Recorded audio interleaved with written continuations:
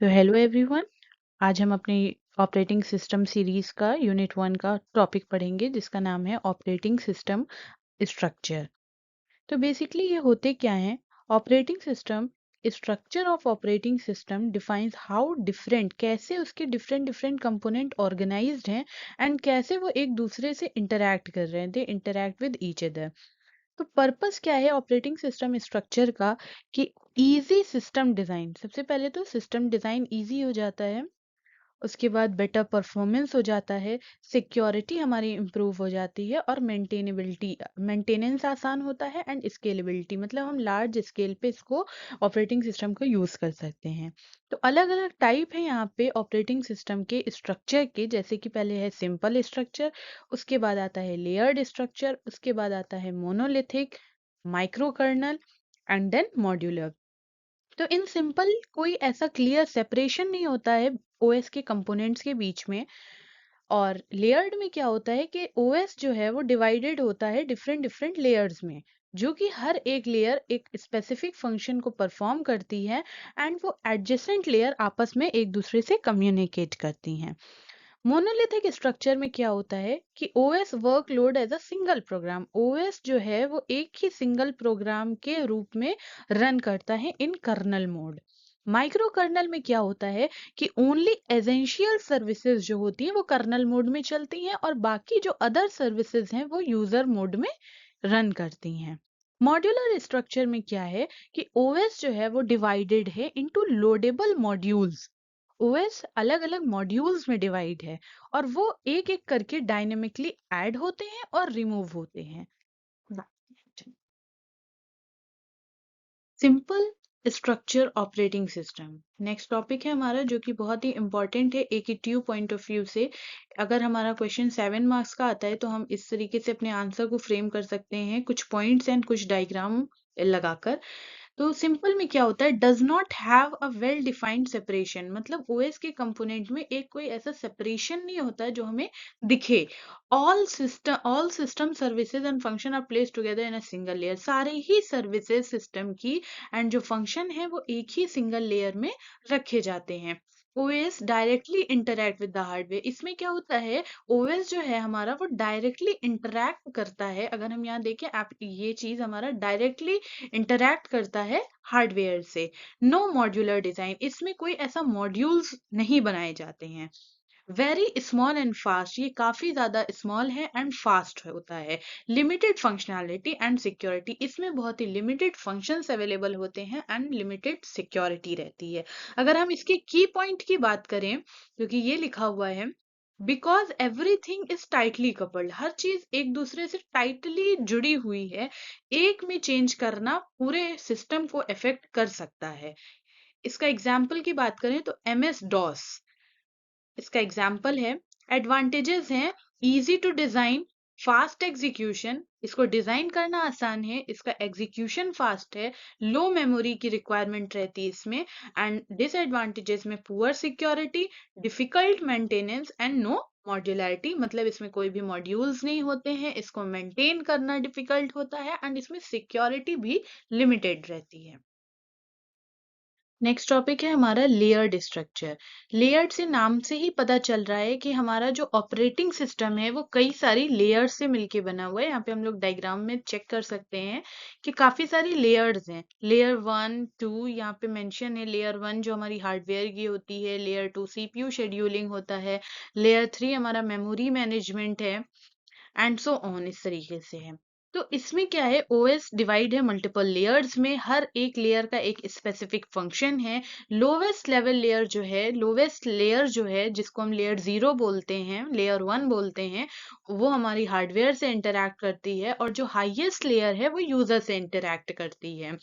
Each layer communicate directly with the layer above it, below it, means कि एक layer अपने just adjacent वाली layer से ही communicate करती है। अगर हम इसके लेयर्स की बात करें तो 5 तरीके की लेयर्स यहाँ पे मैंने मेंशन की हैं। अगर हमारा क्वेश्चन 7 मार्क्स का आता है तो hardware layer, kernel layer, device driver layer, system layer and user interface layer, इसको हम लोग layer 1, layer 2, layer 3 and layer 4 and layer 5 की तरह से भी लिख सकते हैं। एग्जाम्पल लिखना बहुत ही जरूरी होता है AKTU के एग्जाम में, जैसे कि लाइनेक्स ऑपरेटिंग सिस्टम इसमें एग्जाम्पल है। अगर हम एडवांटेजेस की बात करें तो इजी टू डिबग, इसमें डिबगिंग आसान होती है, बग्स को फाइंड करना आसान होता है। मॉड्यूलर डिजाइन है, मतलब कि जो हमारा ऑपरेटिंग सिस्टम है वो मॉड्यूल्स के रूप में है डिजाइन इसका। परफॉर्मेंस ओवरहेड है, जैसे कि बहुत मतलब लार्ज स्केल पे अगर हम अपनी परफॉर्मेंस को करना चाह रहे हैं। एंड लेस फ्लेक्सिबल है, इसमें अल्टरेशन करना बहुत ही मुश्किल होता है। जैसे कि नाम से पता चल रहा है, मोनोलिथिक स्ट्रक्चर ऑपरेटिंग सिस्टम, इसमें क्या है कि सारी ही सर्विसेज एक सिंगल कर्नल स्पेस में रन करती हैं। एक लार्ज प्रोग्राम की तरीके से इस ओएस को लिखा जाता है, written. All component directly communicate with each other, हर एक कंपोनेंट एक दूसरे से इंटरैक्ट करता है independently.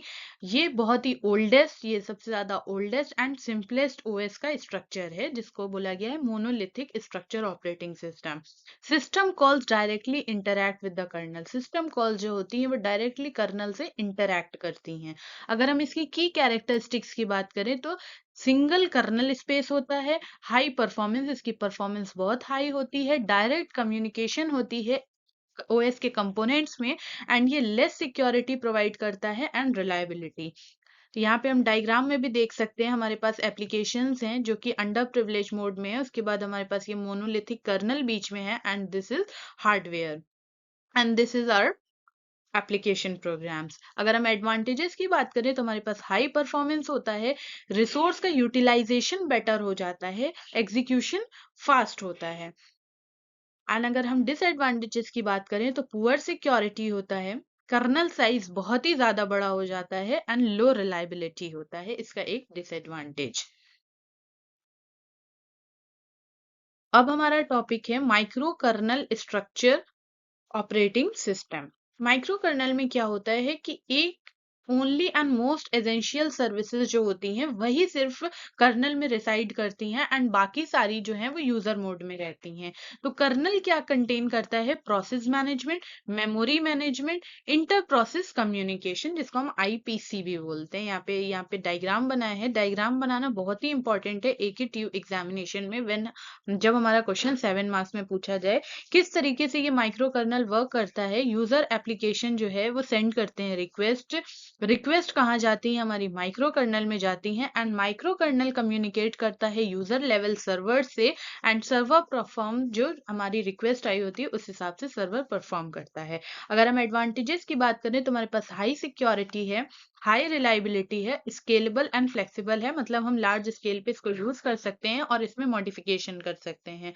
Disadvantages of micro kernel क्या है कि कॉम्प्लेक्स कम्युनिकेशन है, कम्युनिकेशन मुश्किल है, कॉम्प्लेक्स है, मोर कॉन्टेक्स्ट स्विचिंग, बार बार स्विच कर रहा है कर्नल प्रोग्राम्स में, तो कॉन्टेक्स्ट स्विचिंग है, ये इसका डिसएडवांटेज है, एंड स्लोअर सिस्टम कॉल्स है। तो नेक्स्ट हमारा टॉपिक है मॉड्यूलर स्ट्रक्चर ऑपरेटिंग सिस्टम। इसमें जो OS है वो डिजाइन किया जाता है अलग अलग इंडिपेंडेंट मॉड्यूल्स में। ईच मॉड्यूल परफॉर्म, हर मॉड्यूल का एक स्पेसिफिक फंक्शन होता है, जैसे कि process management, memory management, file system and device driver. ये इसके फंक्शंस हैं जो हर मॉड्यूल अपने हिसाब से करता है।